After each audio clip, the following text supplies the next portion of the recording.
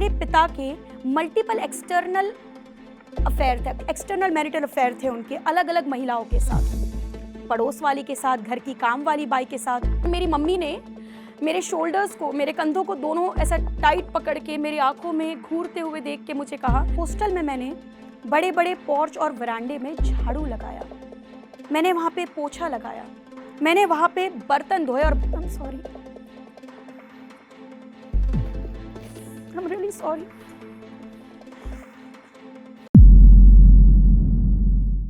अंग्रेजी में बात करो बिना डरे बिना शर्माए। डाउनलोड जोश टॉक्स इंग्लिश स्पीकिंग ऐप। 13 साल की उम्र में जब आमतौर पर बच्चे पढ़ाई लिखाई, खेलना कूदना करते हैं, है ना, जिंदगी को जीते हैं, अपने माँ पिताजी के लाड़ प्यार में पलते हैं, बढ़ते हैं, उस उम्र में मैंने आर्थिक तौर पर आत्मनिर्भर होने का फैसला किया। उस उम्र में मैंने पैसे कमाने का निर्णय लिया। उस 13 साल की उम्र में मैंने टीचर बनने का डिसीजन लिया और महज 300 रुपए के साथ अपनी इस जर्नी को शुरुआत की। मेरा नाम है पारुल आर्य और मैं हूं एक स्पोकन इंग्लिश ट्रेनर। मेरा जो जन्म है वो एक मध्यम वर्गीय परिवार में हुआ। मेरी माँ रेलवे एम्प्लॉय, जिनकी बेटी होने का बेहद गर्व है मुझे, और मेरे जो पिता है वे ऑटो चालक थे, वो ऑटो चलाते थे, ऑटो ड्राइवर थे। मेरी मम्मी और मेरे पापा की लव मैरिज हुई और मैंने अपने बचपन में मेरे माँ पिताजी को हर दिन हर रात सिर्फ लड़ते हुए देखा। एक ऐसे माहौल में मैं पली बड़ी जहां पर रोज मेरे पिता लेट घर आते, मेरी मम्मी को मारते, अलग अलग चीजों से मारते और उनको गाली बकते, और ऐसे ही डोमेस्टिक वायलेंस और अब्यूजिव एनवायरनमेंट में मैं पली बड़ी। हद तो तब पार हुई जब मेरी मम्मी के सामने कुछ ऐसी चीजें आने लगी कि मेरे पिता के मल्टीपल एक्सटर्नल अफेयर थे, एक्सटर्नल मैरिटल अफेयर थे उनके अलग अलग महिलाओं के साथ, पड़ोस वाली के साथ, घर की काम वाली बाई के साथ। और क्योंकि मेरे पिता एक ऑटो चालक था और मेरी मम्मी एक सपोर्टिव वाइफ और एक बेहतरीन बेहतरीन माँ है, उन्होंने ये फैसला किया कि क्यों मेरे पति एक ऑटो चालक ही रहे। मेरी मम्मी ने उनकी गलतियों को कुछ हद तक माफ करने की कोशिश की, चीजों को अवॉइड और इग्नोर करने की कोशिश की और मेरे पिता की मदद की।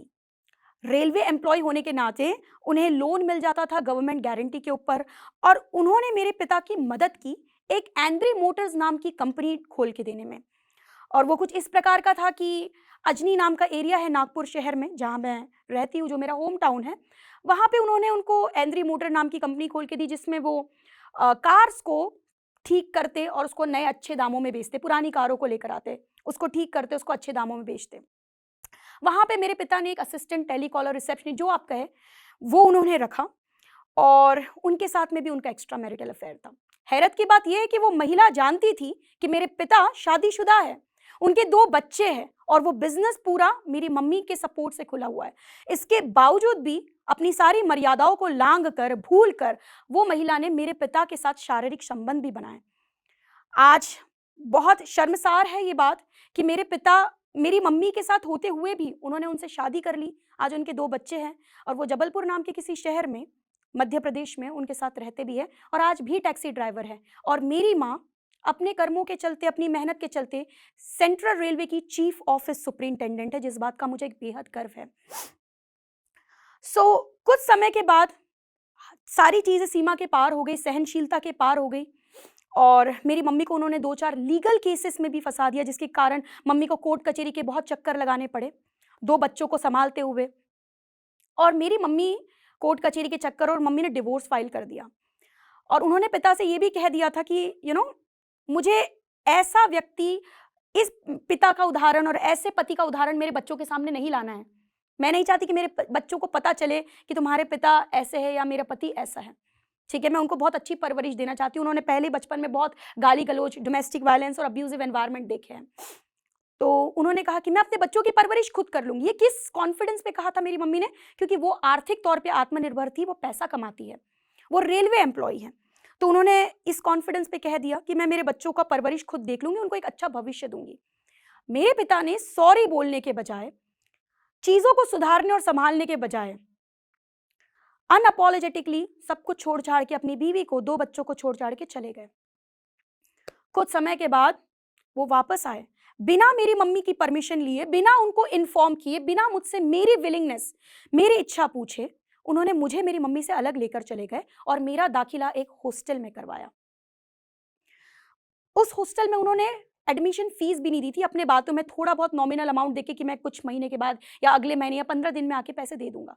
ये ऐसे करते करते 8-9 महीने बीत गए।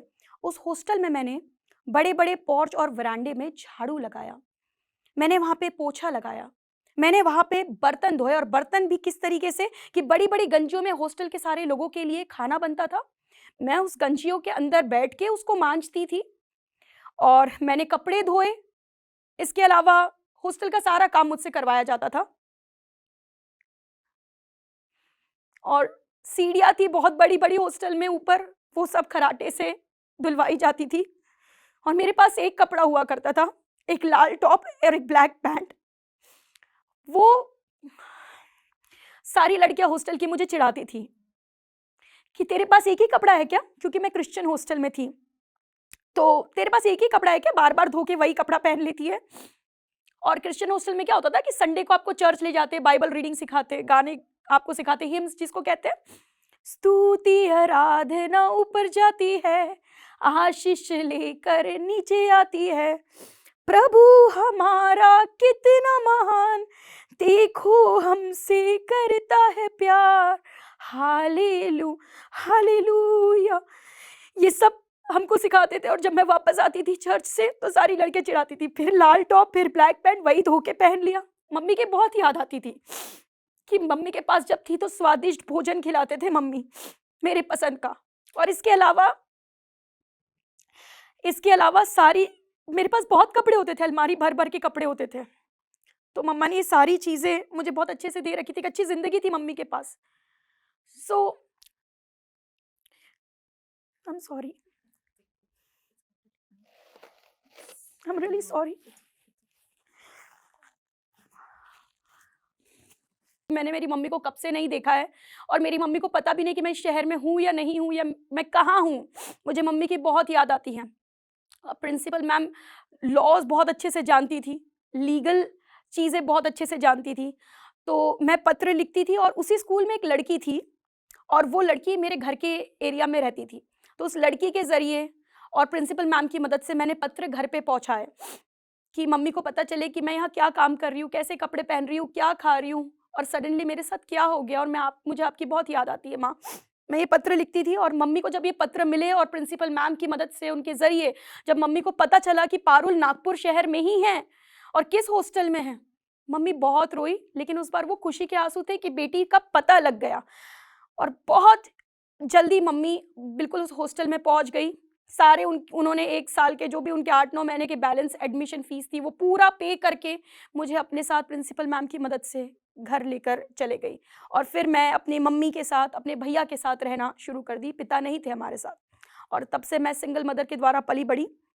एक बार मेरी मम्मी ने मेरे शोल्डर्स को, मेरे कंधों को दोनों ऐसा टाइट पकड़ के मेरी आंखों में घूरते हुए देख के मुझे कहा कि पारुल, आज मैं तुझे एक बहुत बड़ी बात सिखाना चाहती हूँ, और वो अपने अनुभव से सिखाना चाहती हूँ। मेरी बात को ध्यान से सुन और समझ।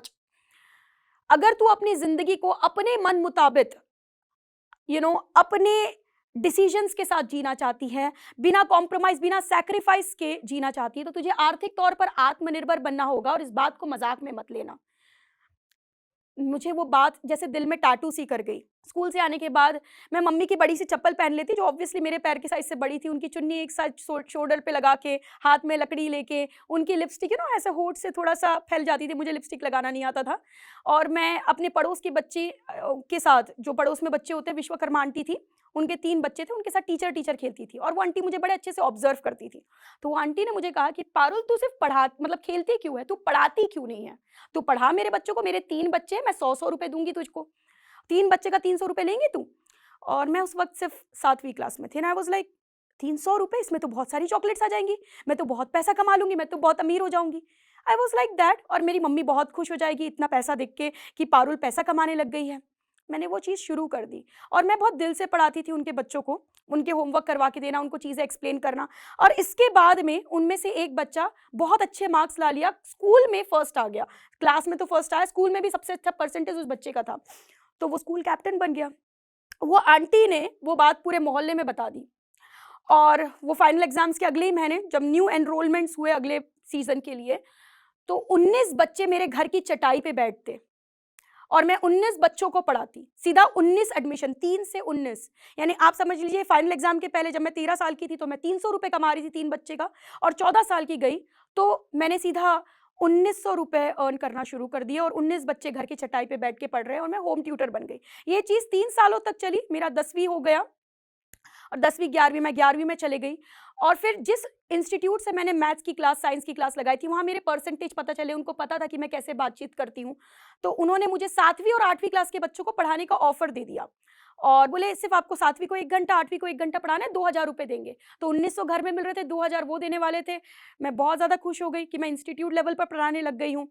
और फिर मुझे और साइंस के लीडिंग ट्यूटोरियल से 12वीं क्रॉस करने के बाद ये ऑफर आया कि आप 10वीं के बच्चों को, सीबीएसई स्टेट बोर्ड के बच्चों को poetries, chapters, grammar, writing skills ये सब पढ़ाइए, एकेडमिक इंग्लिश लीजिए और काउंसलिंग भी कर लीजिए थोड़ा, और आप बताइए, क्योंकि आपका ताज़ा ताज़ा हुआ है अभी 10वीं 12वीं, तो आप उनको अच्छे से शेयर कर सकते हैं। तो उन्होंने भी मुझे 4000 देने की बात की। तो मैं इस तरीके से मेरी इनकम बढ़ते गई और इंस्टीट्यूट लेवल पे मुझे एक्सपोजर मिलते गया।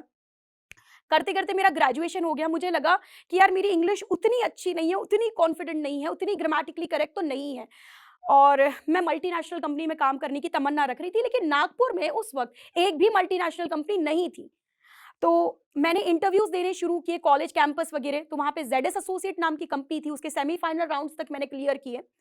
और जब फाइनल राउंड के लिए मुझे पुणे बुलाया गया, मैंने पूरे घर में ढिंडोरा पीट दिया।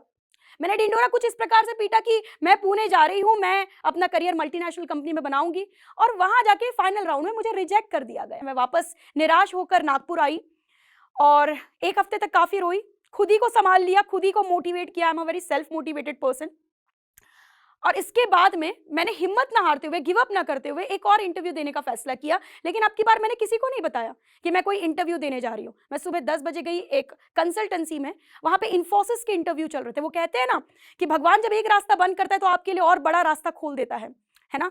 तो उन्होंने मेरे लिए एक बड़ा दरवाजा खोल दिया। इन्फोसिस का इंटरव्यू सुबह 10 बजे शुरू हुआ और शाम के 5-6 बजे तक मेरे हाथ में ऑफर लेटर था कि मेरा सिलेक्शन हो गया है इन्फोसिस के कॉल सेंटर BPO में, और मैं मैसूर जाने वाली हूँ ट्रेनिंग के लिए, और उसके बाद मेरी जो वर्क लोकेशन मिलेगी वो पुणे मिलेगी। मैं बहुत खुश हो गई कि फाइनली मुझे मेरे शहर के बाहर एक मल्टीनेशनल कंपनी में, इंडिया की टॉप 10 कंपनीज में से एक रेप्यूटेड कंपनी में जॉब लग गई, चाहे फिर वो BPO और कॉल सेंटर ही क्यों ना हो।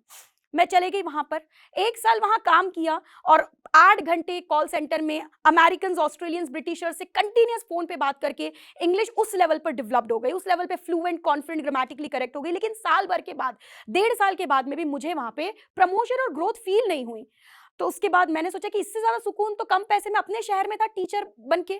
तो मैंने तय किया कि मैं वापस टीचिंग लाइन में जाऊंगी, मैं वापस ये सब छोड़ छाड़ के अपने होम टाउन वापस जाऊंगी। मैं वापस नागपुर आ गई और नागपुर में आके मैंने 1 साल ट्रेनिंग दी, स्पोकन इंग्लिश और इंटरव्यू की। उसके बाद एक नागपुर के लीडिंग कॉमर्स इंस्टीट्यूट में, जहां पर एक क्लास में 100-100, 200-200 बच्चे बैठते, वहां पे मुझे BCom, BBA, BCCA के बच्चों को, यूनिवर्सिटी के स्टूडेंट को, जो रिबेल होते हैं, उनको पढ़ाने का अवसर मुझे मिला। और मैं गलत नहीं कहूँगी, मैंने उनके दिलों पे राज किया। उनके साथ बहुत अच्छा रैपो था मेरा, और वो लोग मुझे बहुत पसंद करते थे एज एन इंग्लिश टीचर, और मैंने उनकी बहुत मदद की। उनके पेपर्स भी बहुत अच्छे गए।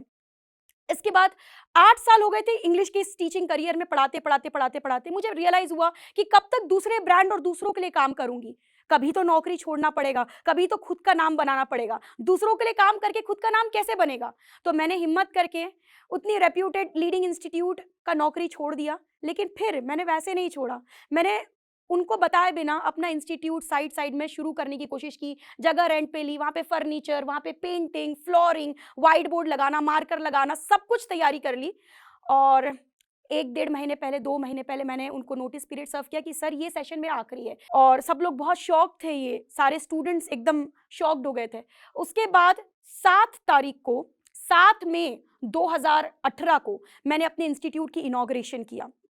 मेरे हाथ थर-थर काँप रहे थे। मेरे हाथ में 50 पन्नों की एक रिसीट बुक थी। मुझे लगा कि ये 50 पन्नों की जो रिसीट बुक है, ये भरेगी, लोग एडमिशन लेंगे, मेरा इंस्टीट्यूट चलेगा और कोई मुझसे पढ़ना चाहेगा भी। मैं इस बात को झूठ नहीं बोलूंगी, वो रिसीट बुक आज भी मेरे पास है। उसमें जो पहला एडमिशन हुआ वो गणेश चाकरे करके स्टूडेंट का हुआ और दूसरा एडमिशन लक्ष्मी बरई नाम की लड़की का हुआ। मेरी फैमिली वो शॉक कि गणेश और लक्ष्मी नाम के एडमिशन मेरे पास में हुए हैं। और उसके बाद 10 दिन के अंदर 4 रिसिट बुक लगी, 200 एडमिशंस हुए।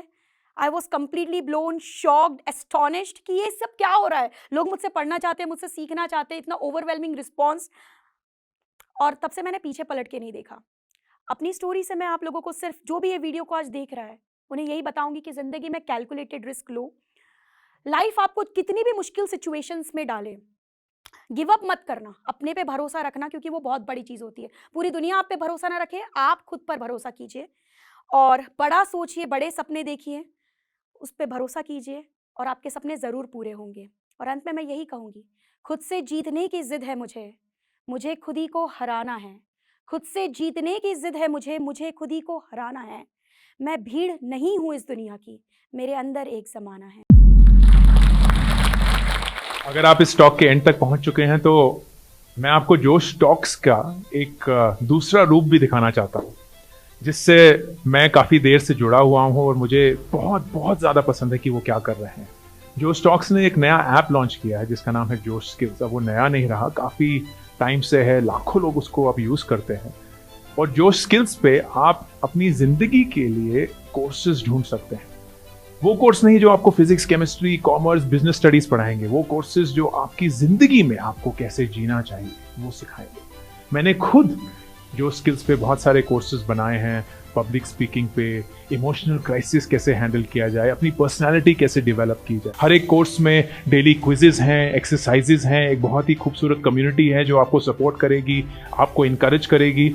आज ही डाउनलोड करें जोश स्किल्स का ऐप और उनके कोर्सेज एक्सप्लोर करके अपनी ज़िंदगी को आगे बढ़ाएं।